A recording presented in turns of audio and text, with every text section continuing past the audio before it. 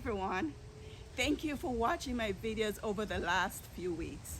Thanks also for sharing and subscribing. I greatly appreciate you all.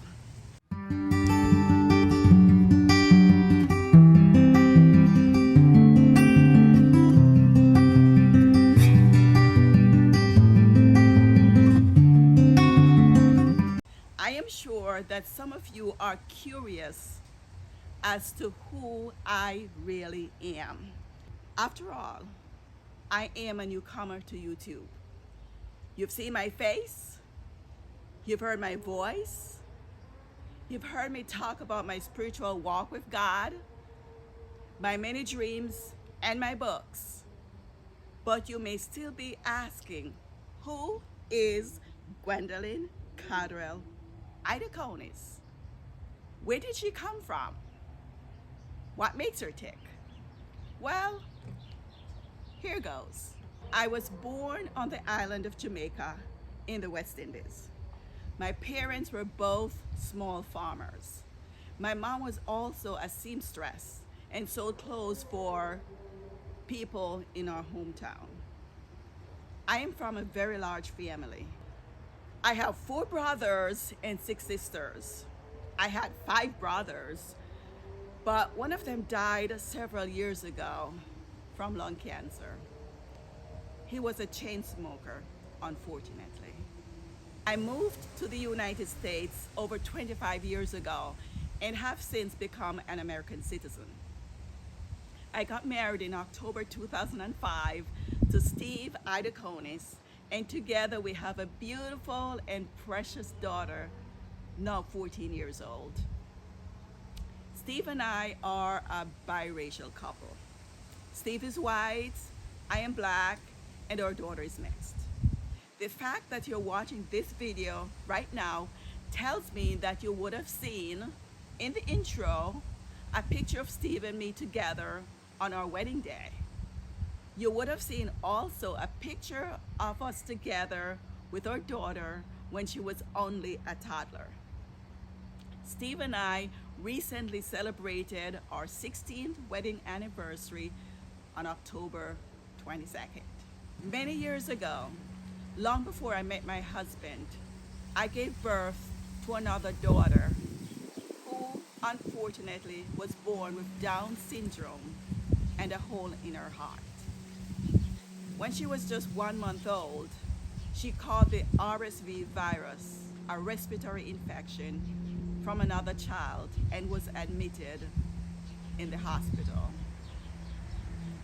Sadly, she spent the next 6 months in the pediatric ICU, where she eventually passed away. I loved my daughter very much, and it broke my heart to watch her slowly decline in the hospital and dying when she was only 7 months old. That was probably the most painful time period in all my life.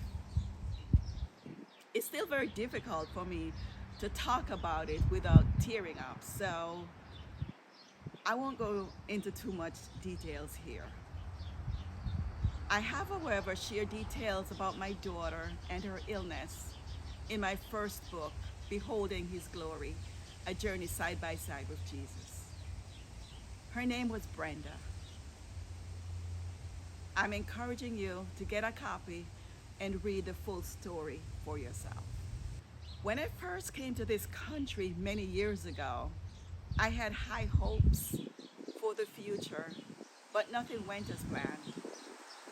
When Brenda was just about 1 month old, I lost both our home and my job at the same time and ended up in a group home for homeless, pregnant, and parenting moms.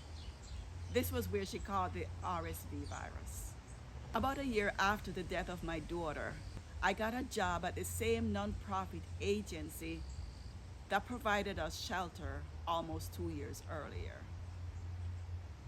That gave me the opportunity to work with other moms going through similar situations. Having been through the program myself, I was truly able to empathize with these young mothers and to help them work through their own problems. They couldn't tell me that I didn't know what they were going through because I had been there myself. Today, I own my own home together with my husband and work as an accountant. My husband and I have overcome a lot of challenges throughout our marriage, chief of which was his many illnesses. After Steve gave up his second job in 2011 due to illnesses, we went through a period of severe financial hardships and almost lost our home to foreclosure. In 2012, we filed for Chapter 13 bankruptcy in order to save our home.